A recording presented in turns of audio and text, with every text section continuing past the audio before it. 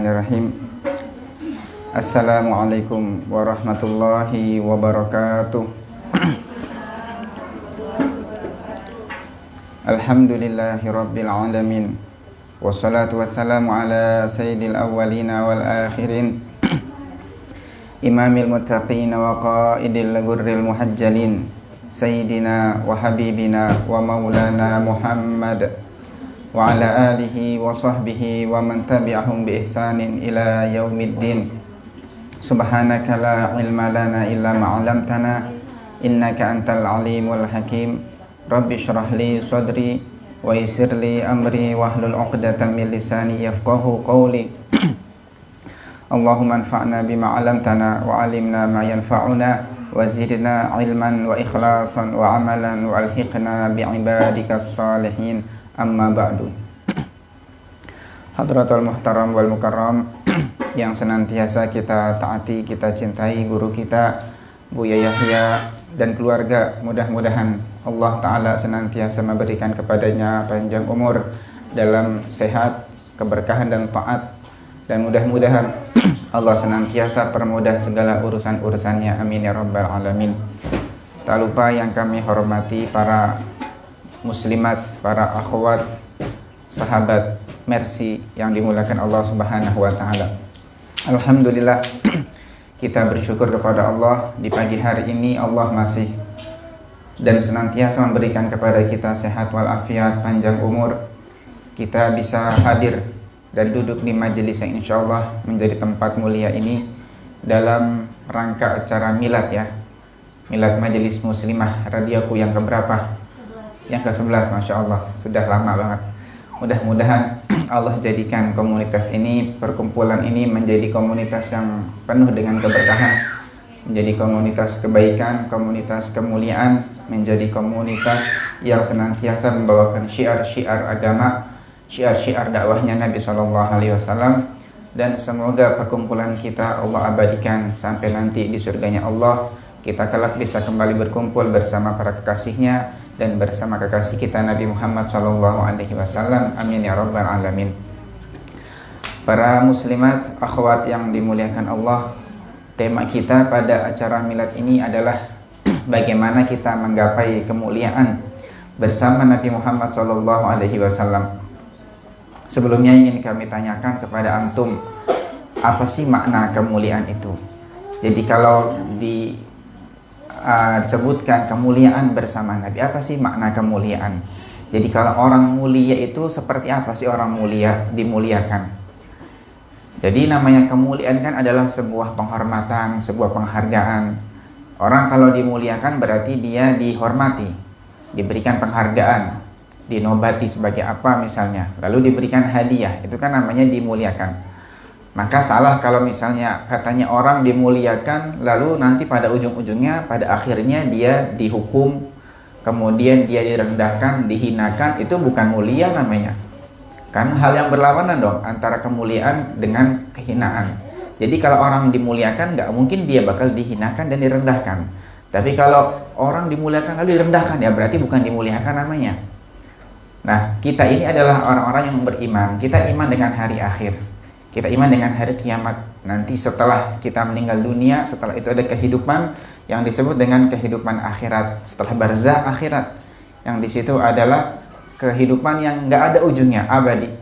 Imma di surganya Allah, insya Allah, amin. Atau na'udzubillah di nerakanya Allah yang penuh dengan siksa. Itu kan kita imani, kita yakini semuanya. Maka kita tentunya berharap kemuliaan yang kita dapati bukan hanya kemuliaan sebatas di dunia, tapi kita pengen kemuliaan semuanya itu kemuliaan nanti yang abadi, yaitu di surganya Allah Subhanahu wa taala. Ya, dan orang nggak mungkin bisa menggapai kemuliaan tersebut kecuali melalui Nabi Muhammad SAW.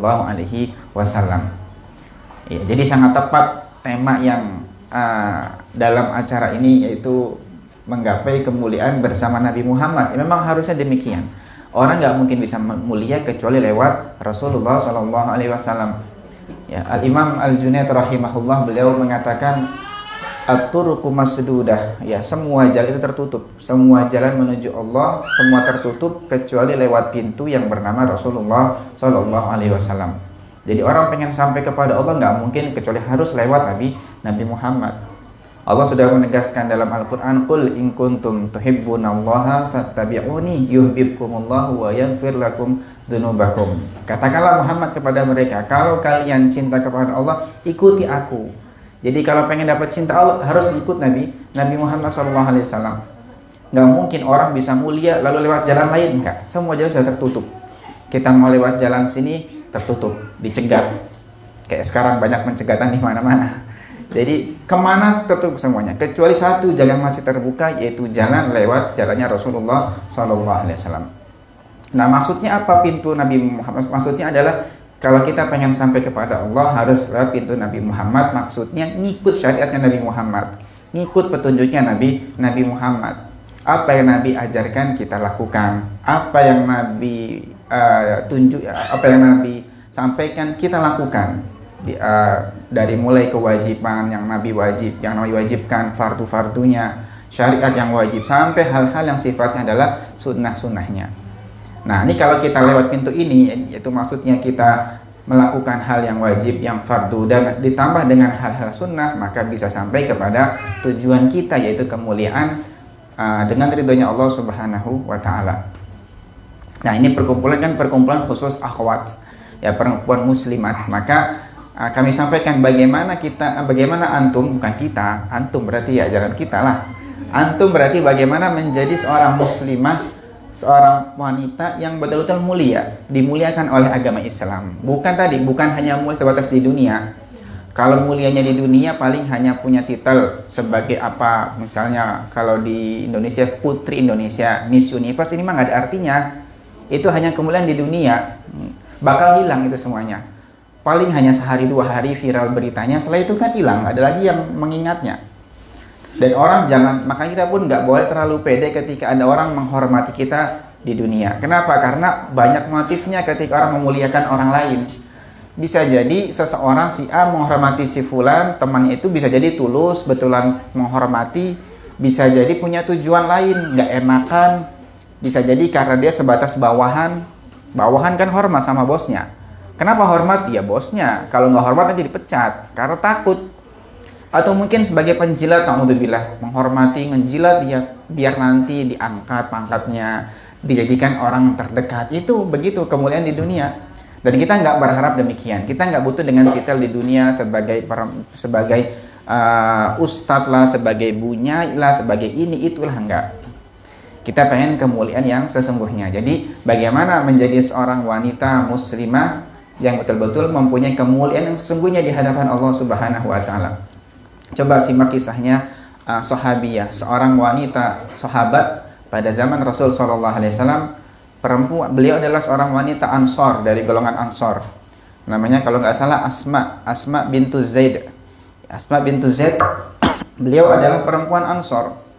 Suatu ketika beliau datang menghadap kepada Nabi Muhammad sallallahu alaihi wasallam. Lalu beliau mengatakan, "Ya Rasulullah, aku ini adalah utusan dari wanita Ansor.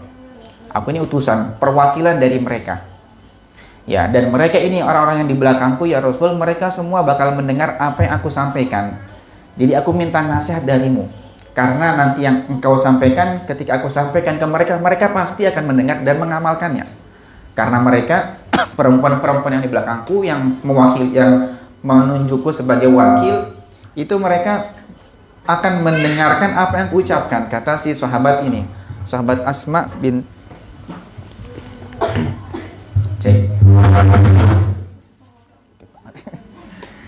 ya. Jadi sahabat Asma binti Zaid, "Ya Rasulullah, aku adalah wakil atau utusan dari perempuan Ansar. Aku ingin minta nasihat darimu, yang mana mereka semua bakal pasti mengamalkan karena mereka ngikut apa yang kuucapkan."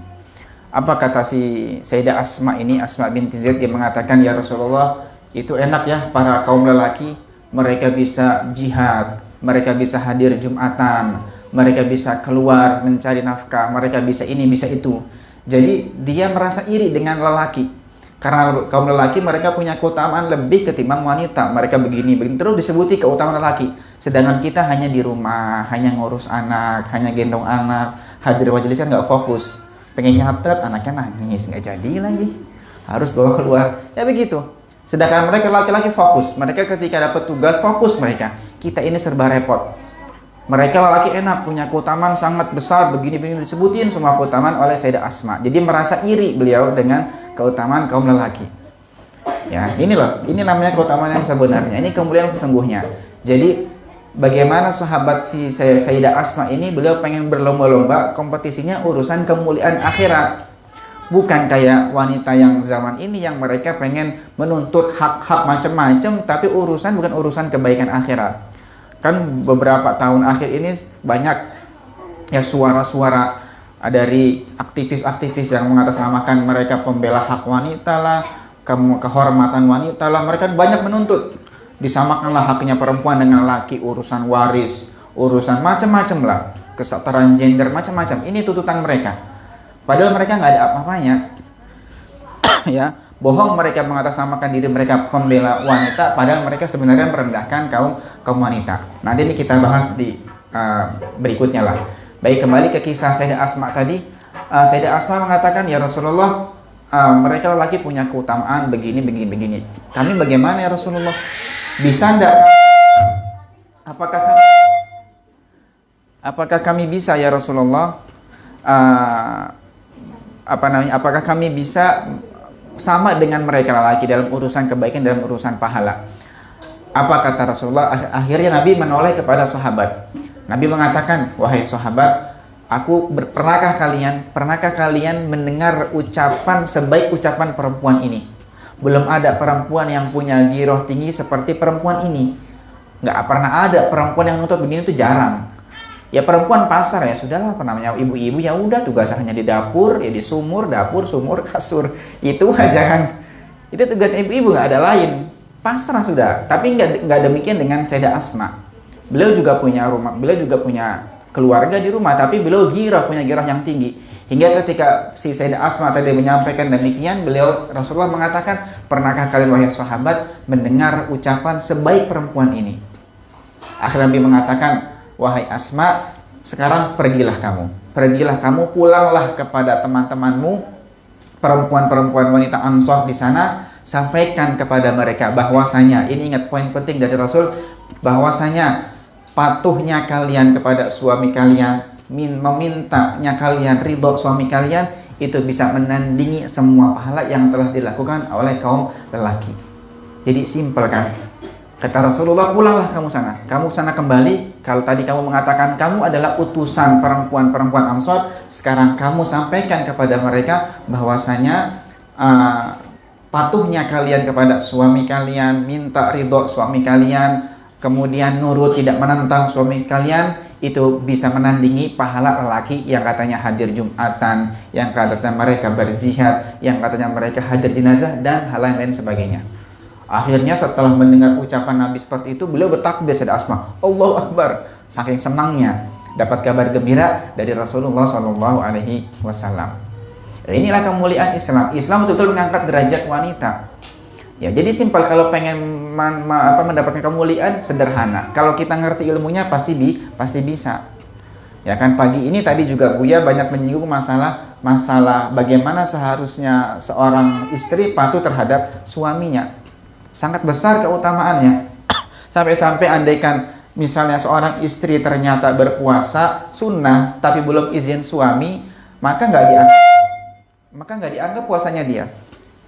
Ya, atau melakukan puasa wajib tapi puasa wajibnya masih puasa qadha, bukan puasa Ramadan, puasa qadha tapi puasa qadhanya masih punya waktu panjang, maka harus dibatalkan ketika suami meminta untuk dibatalkan demi mengabdi kepada suaminya. Jadi jangan sampai ketika beribadah atas dasar hawa nafsu. Ya, jadi makanya kalau kita ngerti syariatnya semuanya mudah, kebaikan bisa kita dapatkan walaupun nggak lewat jalan itu. Ya, perempuan nggak bisa berjihad, perempuan nggak bisa hadir Jumatan, tapi tetap keutamaan nggak ketinggalan dengan cara ngurus anak di rumah, dengan cara bakti kepada suami, dengan cara melayani suami, dan dengan cara meminta ridhonya suami.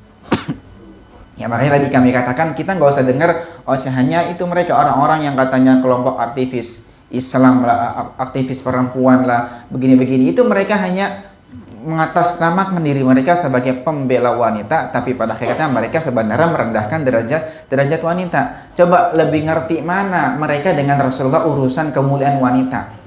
Yang ngangkat derajat wanita ini siapa? Mereka atau Islam? Dulu bagaimana kalau kita baca sejarah tentang sejarahnya wanita sebelum Islam datang, kan direndahkan derajatnya wanita, nggak ada harganya, dianggap seperti barang, dianggap seperti ya sudah nggak ada nilainya lah sama sekali. Hanya sebatas pemuas nafsunya lelaki, pokoknya hina sekali. Tetapi begitu Islam datang, wanita diangkat setinggi-tingginya. Ya, sahabat tanya, ya Rasulullah, siapakah man ahakun nasi bil suhbah? Siapa sih orang yang paling berhak untuk aku baiki dia? Kata Nabi, ummuka. Siapa lagi ya Rasulullah? Ummuka. Siapa lagi Rasulullah? Ummuka, ibumu dan ibumu, sampai 3 kali. Diangkat derajatnya wanita. Jadi sebenarnya yang memuliakan wanita adalah Islam, syariatnya Nabi Muhammad, bukan mereka orang-orang yang mengatasnamakan diri mereka sebagai kelompok aktivis perempuan yang katanya memuliakan, mengangkat martabat harkat wanita. Nggak, bohong mereka. Ya, karena seruan mereka suruh melepas hijab lah, suruh beginilah, menentang lah, menyuarakan demo ke suami, apa-apaan begitu kan. Jadi ibaratnya misalnya begini, ada seorang ibu marah kepada anaknya, marah karena anaknya berbuat salah, sudah gede anaknya misalnya, sudah tamyiz. Ibunya marah-marah, bahkan mungkin memberikan hukuman. Tiba-tiba tetangganya pura-pura ngebela, sini kamu sama saya aja. Tetangganya, sini, ibu tuh galak, ibu tuh nggak sayang sama kamu, sudah saya sama saya aja. Tiba-tiba tetangganya pura-pura membela. Kira-kira yang lebih sayang sama anak ini siapa? Ibu yang bertetangga tadi, kan ibunya. Ibu yang melahirkan dia, ibu yang membesarkan dia, yang lebih paham tentang karakter si anak. Maka kalau ada tetangga kok tiba-tiba pura-pura membela, bohong itu. Itu sebenarnya pengen menjerumuskan si anak. Jadi mungkin si ibu tadi kelihatannya galak, memberikan hukuman atau sanksi, sebenarnya adalah bukti sayangnya dia kepada anak tadi. Nah, ketika Islam datang dengan sebuah syariat yang seakan-akan secara zahirnya adalah kok kayaknya adalah sifatnya diskriminatif terhadap wanita, itu adalah sebenarnya ingin memuliakan wanita. Yang katanya wanita nggak boleh keluar, harus di rumah, harus memakai hijab menutup rapat. Seakan-akan kayaknya kok kejam banget. Enggak, bukan kejam, itu pengen menghormati untuk menjaga perempuan, menjaga kemuliaan wanita. Baik, ya ini poin pertama yang ingin kami sampaikan, bahwasanya kalau kita pengen mendapatkan kemuliaan sesungguhnya bersama baginda Rasul Sallallahu Alaihi Wasallam, ya caranya adalah bagi kita perempuan, antum sebagai wanita harus bisa berpegang teguh dengan syariatnya Rasul Sallallahu Alaihi Wasallam. Ya, ini tantangan karena zaman sekarang banyak suara-suara sudah gini aja. Repot kalau orang hidup di akhir zaman dia nggak punya prinsip syariat. Ya, yang dia pegang adalah kata orang, itu kata tetangga, itu kata teman saya, itu kata ini, kata ini, semua katanya, serba katanya. Kalau kita hidupnya dengan katanya, kita nggak akan banyak berubah-ubah. Kadang baik, kadang melenceng, kadang belok, kadang lempeng. Itu karena nggak punya prinsip. Ya, makanya Nabi mengatakan la takunu imma'atan in ahsanan nasu ahsanna wa in asa'u asa'na. Ya. Janganlah menjadi kata Nabi orang yang nggak punya prinsip, banyak goyangnya dia. Ketika orang baik ikut baik, nanti teman-temannya jelek ikut jelek, nggak boleh begitu. Walakin wattinu anfusakum, kata Nabi. Tetapi harus punya prinsip dalam diri. Yang saya pegang adalah syariat. Apa kata guru saya? Apa kata Nabi Muhammad? Kalau kata agama ini baik, saya lakukan. Kalau kata agama ini jelek, maka harus saya tinggalkan. Walaupun kata orang semuanya adalah baik gitu loh. Jadi harus berani untuk berpegangan dengan hal kebaikan, walaupun kita banyak ditentang oleh orang lain. Itu yang pertama. Kemudian di hadis tadi yang tadi disampaikan, yang kisahnya Sayyidah Asma bintu Zaid, kan Nabi mengatakan, wahai Asma, pulanglah kamu, kembalilah kepada kaummu, patuhnya kamu kepada suamimu, meminta ridhonya kamu kepada suamimu, itu lebih bisa menandingi pahala yang didapati oleh kaum lelaki. Nah, ini poin keduanya yang ingin kami sampaikan. Jadi bagaimana kita, bukan kita lagi ya, antum berarti ya, menjadi wanita para istri yang soleha, yang manut sama suaminya. Yang jomblo juga harus dengar. Ya, nah kan nanti juga bentar lagi kan, bentar lagi tak. Ya. Tadi juga dalam pembahasan Riyadhus Shalihin Buya pagi hari ini kan juga membahas masalah itu, kepatuhan kepada suami. Bahkan sampai disebutkan dalam sebuah riwayat, andaikan seorang suami dia mempunyai luka dari ujung kepala sampai ujung kaki. Kemudian si istri pengen membersihkan luka-luka tersebut bukan dengan tisu, bukan dengan sapu tangan, tapi dengan, mohon maaf, dijilat dengan lidahnya dia, itu lukanya dijilatin semuanya, itu belum bisa menunaikan haknya dia sebagai seorang istri. Saking besar haknya suami bagi seorang istri. Ya, ini kalau yang dengar bapak-bapak, wah pede dia, denger gitu. Nanti bapak-bapak punya bab sendiri lagi. Ya mereka punya tanggung jawab, mereka sebagai seorang suami harus ini beda bab lagi. Ya, kalau kita sampaikan yang buat laki-laki, buat ibu-ibu, nanti buat senjata. Denger tuh suami itu tuh gitu. Nah, sama kalau yang masalah ini kita sampaikan buat bapak-bapak, nanti jadi senjata. Tuh denger tuh harus patuh tuh. Enggak. Ya. Kata Buya kan tadi di majelis tadi, walaupun seorang istri yang katanya dia adalah lebih unggul daripada suaminya urusan kecerdasan, urusan akademik, urusan harta, yang tetap derajatnya di bawah suami. Dia sebagai seorang yang dipimpin, bukan pemimpin. Nggak ada ceritanya namanya perempuan memimpin rumah tangga tuh nggak ada. Tetap yang memimpin siapa? Adalah suami. Ya, kami pernah dikisahkan ada kisah, ini kisah nyata Bu. Di Jawa Timur itu ada anak kiai ya, seorang anak kiai. Dipanggilnya kan Gus ya, Gus atau Lora lah. Kalau Madura bisa Lora, kalau Jawa bisa Gus. Gus ini beliau belum sepuh-sepuh amat, jadi masih umuran separuh bayah lah. Kemudian istrinya meninggal dunia. Setelah meninggal ternyata beliau ini ditawari untuk nikah lagi. Jadi nggak lama dari hari wafat istrinya, almarhumah istrinya, beliau ditawari untuk nikah lagi. Gus, kamu kan sudah ditinggal istri kamu. Nih kami punya calon, mau ndak nikah lagi? Enggak, saya nggak mau. Terus begitu tawari, enggak. Kenapa sih Gus kok nggak pernah mau ketika ditawari buat supaya kamu ini nggak sendirian? Ada yang nemani kamu, ada yang bantuin kamu. Kamu juga belum terlalu sepuh. Enggak, tetap beliau nggak mau. Kenapa Gus nggak mau? Memang sehebat apa sih? Istri kamu itu? Kok sampai-sampainya kayak nggak bisa lupa dengan almarhumah istri kamu? Akhirnya si Gus ini bilang, apa yang dia bilang? Aku ini sangat kagum dengan akhlaknya beliau. Beliau itu setiap aku mandi di kamar mandi, itu senantiasa nungguin aku depan pintu sambil bawa anduk. Jadi begitu baktinya. Jadi begitu keluar, nih anduknya Mas, anduknya. Ada nggak yang begitu Bu? Mau ambil anduk, tuh ambil sendiri, jemuran tuh, males keluar. Jadi segitu baktinya beliau kepada suaminya. Ya, memang kalau urusan begini repot. Kami pernah ada majelis ibu-ibu beberapa tahun yang lalu, kami sampaikan hadisnya Rasul Shallallahu Alaihi Wasallam yang mengatakan bahwasanya ayyuma mur'atin, tidaklah seorang perempuan yang dia melaksanakan sholat wajibnya, puasa wajibnya, lalu dia menjaga kehormatannya, lalu dia patuh kepada suaminya. Jadi melakukan 4 hal ini, sholat wajibnya dilakukan, puasa wajibnya ia, menjaga kemuliaan dan kehormatannya, kemudian patuh dengan suaminya. Apa kata Nabi? Dibukakan pintu surga, terserah masuk lewat mana saja.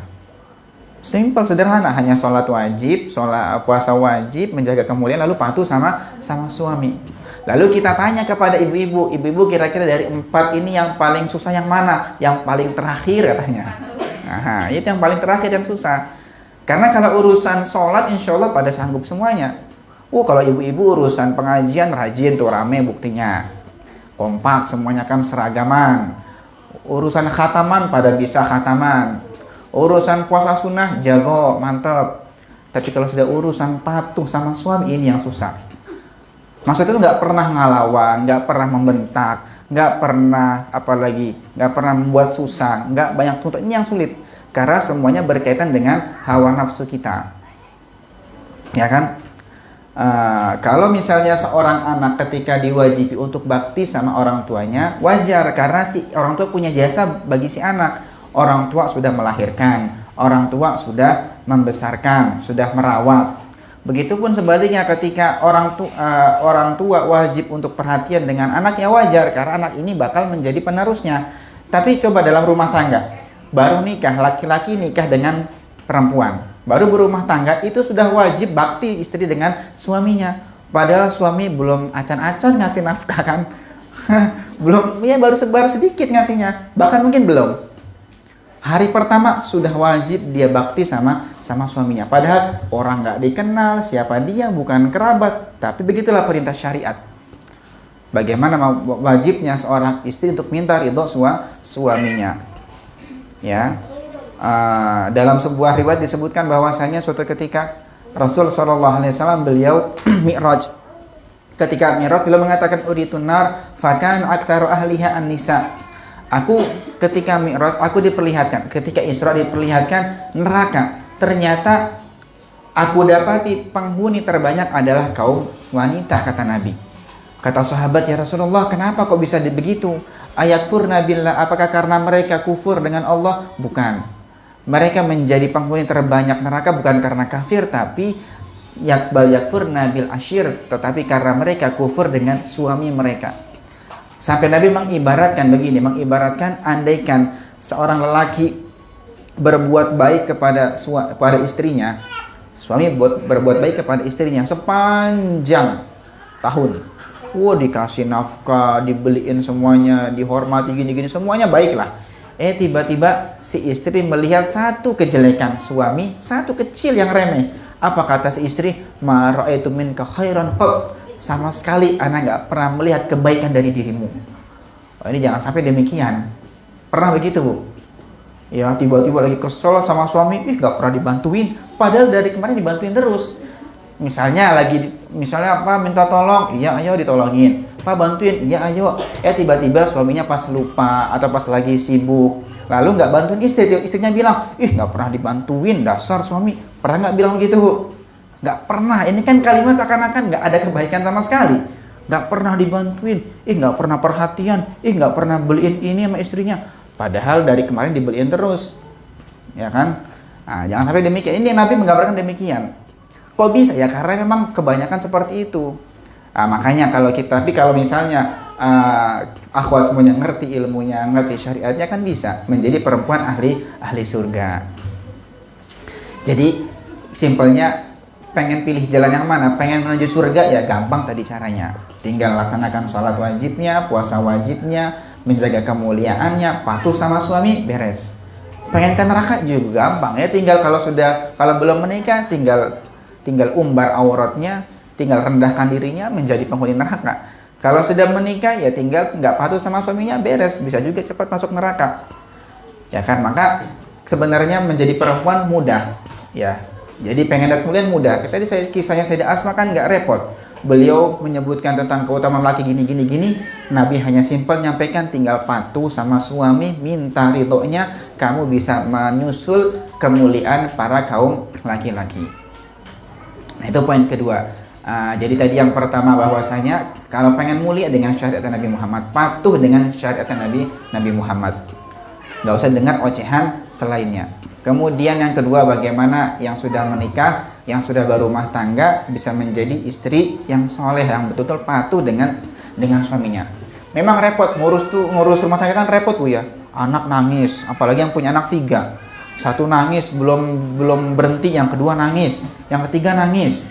Nanti satu pipis semua, begitu kan ya. Memang repot. Ya, tapi disitulah nanti insya Allah menjadi ladang pahala buat antum semuanya. Ya. Pernah suatu ketika Sayyidah Fatimah Zahra, putrinya Rasulullah SAW, beliau juga sama pernah mengeluhkan tentang keadaan rumah tangga.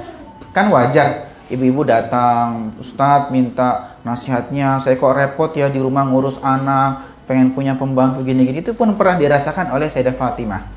Sayyidah Fatimah pernah, beliau ini dengan Sayyidina Ali datang menghadap Rasulullah. Awalnya mereka runding-rundingan, Sayyidah Fatimah dengan Sayyidina Ali. Coba datanglah ke ayahmu, kata Sayyidina Ali, minta pembantu. Kita ini repot di rumah. Enggak, kamu ajalah yang datanglah, saya malu gitu. Akhirnya Sayyidah Fatimah datang sendirian menghadap Rasul SAW. Tapi beliau nggak berani ngomong depan Nabi, hanya diem saja karena hebahnya Rasulullah. Akhirnya Nabi melihat gelagatnya Sayyidah Fatimah, ada apa wahai putriku? Beliau sampaikan tentang keadaan di rumahnya, begini, pengen minta ada orang yang bantuin urusan keseharian di rumahnya beliau.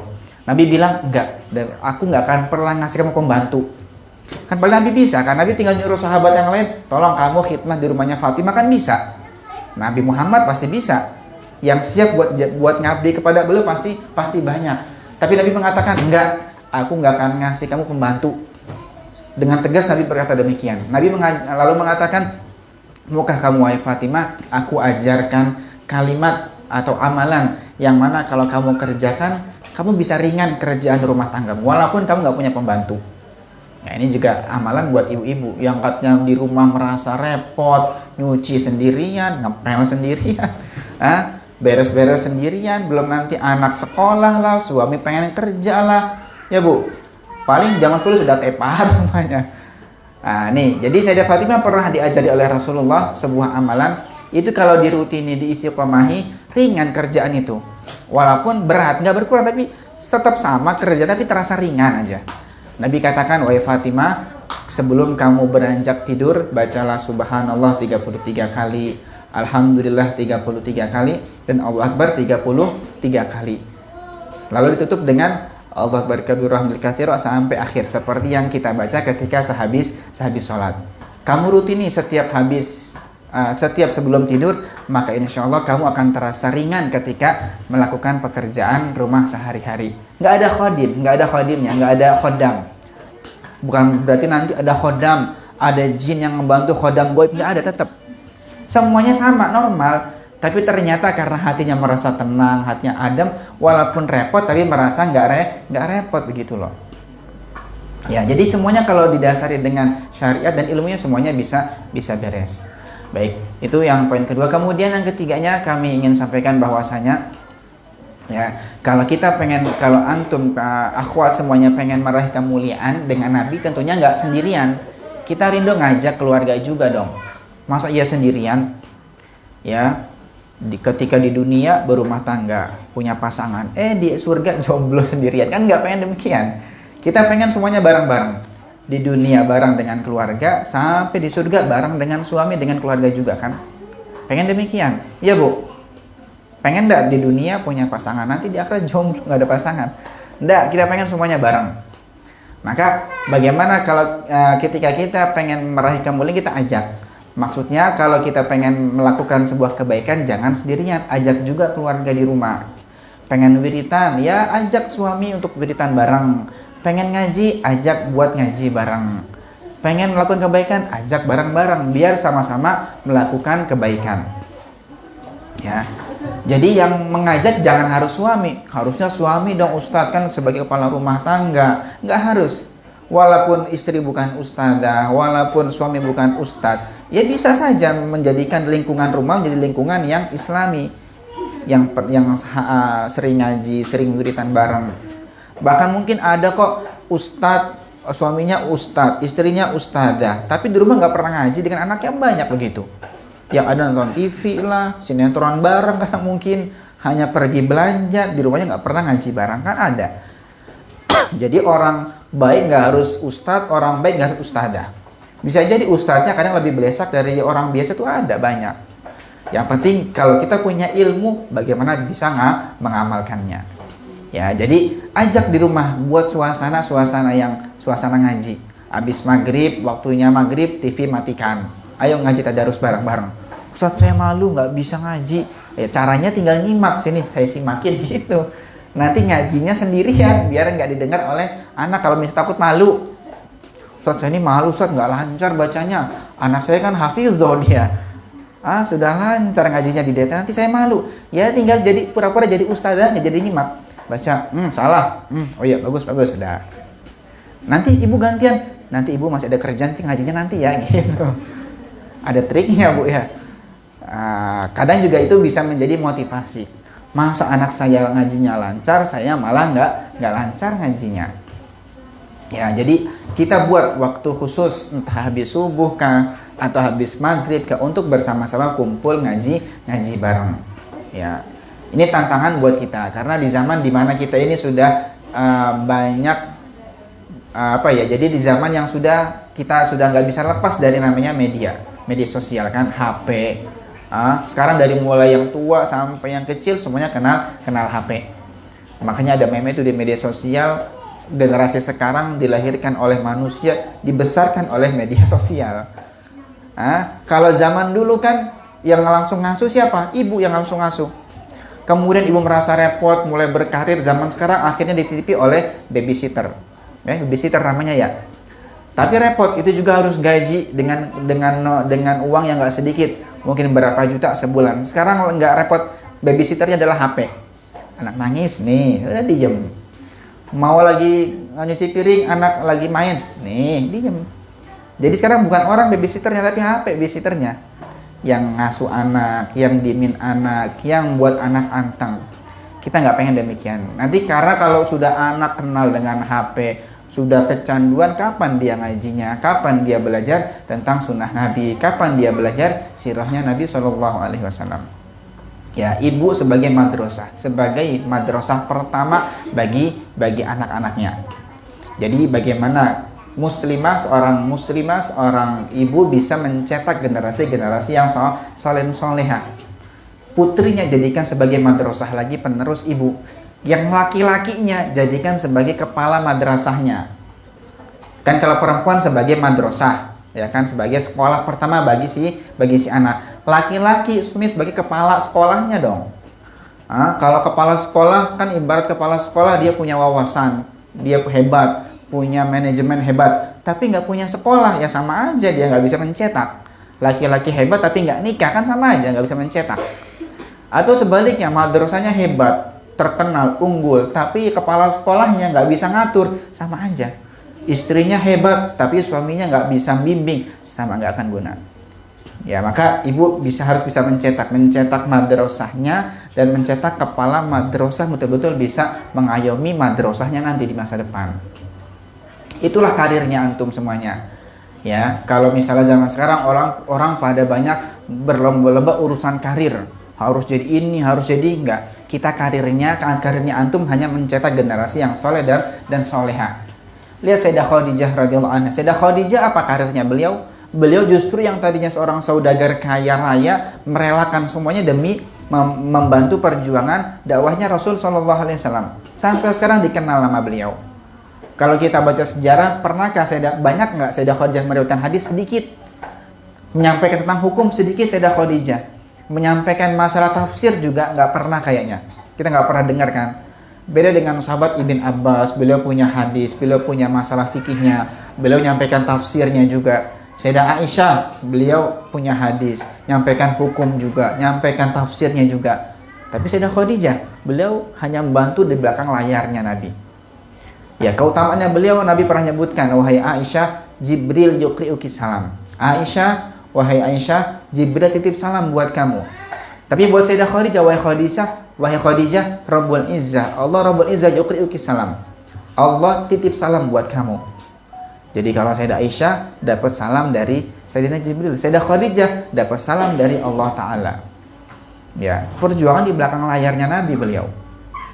Ya, siapa lagi banyak? Sayyidah Aminah, ibunda Rasul Sallallahu Alaihi Wasallam, beliau menjadi perempuan mulia karena melahirkan sosok yang bakal menjadi orang yang paling mulia, Nabi Muhammad Sallallahu Alaihi Wasallam. Kan itu kan tujuannya kan, kita pengen berkarir, tujuannya pengen menjadi orang yang bermanfaat. Maka cukup kita jadikan anak-anak kita ini generasi yang soleh dan soleha. Jadi jangan sampai nanti sibuk berkarir di luar, anaknya dititipin sama HP, dititipin sama pembantu, dititipin sama babysitter. Nggak pernah dipantau bagaimana pendidikan mereka. Baik itu ya. Jadi ini 3 poin yang ingin kami sampaikan. Yang pertama adalah, jadi kalau kita pengen mulia, ya mulialah dengan syariatnya Rasulullah, patuh dengan syariatnya Rasulullah. Kemudian yang sudah berumah tangga, bagaimana harus bisa menjadi istri yang selalu minta ridho suaminya, sering-sering minta maaf, bukan hanya pas lebaran minta maafnya. Kalau sudah lebaran Idul Fitri sungkem dengan suami, nangis sujud kadang, habis lebaran mulai lagi ngelonjak lagi, ndak. Jadi istri yang senantiasa minta ridho suami, patuh dengan suami. Yang ketiga, kalau kita pengen meraih kemuliaan, jangan hanya sendirian, tapi ajak juga keluarga di rumah, ajak suami, ajak anak-anak ikut melakukan kebaikan-kebaikan, ya. Cukup ya? Gak ada tanya jawab kan? Atau ada? Oh, ada. Apa ini? Sekarang penutup dan doanya. Sudah cukup? Cukup ya? Baik. Mudah-mudahan Allah berikan kita keberkahan semuanya. Allah berikan manfaat dari hadirnya kita di majelis ini, dan mudah-mudahan Allah jadikan akhwat semua yang hadir menjadi perempuan-perempuan solehah, wanita-wanita solehah, istri-istri yang soleh yang berbakti kepada suaminya, dan mudah-mudahan Allah muliakan kita dunia akhirat dengan kemuliaan sesungguhnya, kemuliaan dengan syariat Nabi, kemuliaan kelak nanti di surganya Allah bersama para kekasihnya. Dan mudah-mudahan Allah jaga kita semuanya, Allah jaga keluarga kita, Allah jaga anak-anak kita, Allah jadikan mereka generasi yang soleh-soleha, yang berbakti kepada orang tuanya, yang menjadi kebanggaan Nabinya Nabi Muhammad SAW. Dan mudah-mudahan Allah dekatkan kita dengan syariat Nabi Muhammad. Allah jauhkan anak-anak kita dan kita semuanya dari budayanya orang-orang barat, orang-orang fasik yang tidak pernah kenal dengan Allah Ta'ala. Dan mudah-mudahan Allah mudahkan segala urusan kita, Allah urusan rumah tangga kita, Allah tambahkan rasa cinta kita kepada pasangan kita, Allah jauhkan kita dari segala macam percekcokan, permasalahan, dan juga kesulitan dalam rumah tangga kita. Allah kabulkan segala hajat-hajat kita, Allah mudahkan segala urusan-urusan kita, dan semoga Allah ampuni dosa-dosa kita, guru-guru kita dan para orang tua kita. Mudah-mudahan Allah berikan kepada kita semuanya husnul khatimah, husnul khatimah, husnul khatimah. Rabbana atina fid dunya hasanah wa fil akhirati hasanah wa qina adzabannar. Wa sallallahu ala sayyidina Muhammadin wa ala alihi wa sahbihi wasallam. Walhamdulillahi rabbil alamin. Bisiril Fatihah. Bismillahirrahmanirrahim. Alhamdulillahirabbil alamin. Arrahmanirrahim. Maliki yaumiddin. Iyyaka na'budu wa iyyaka nasta'in. Ihdinas siratal mustaqim. Siratal ladzina an'amta 'alaihim ghairil maghdubi 'alaihim waladdallin. Amin. Sekian dari kami, mohon maaf atas segala kekurangannya. Wa'afu minkum. Assalamualaikum warahmatullahi wabarakatuh.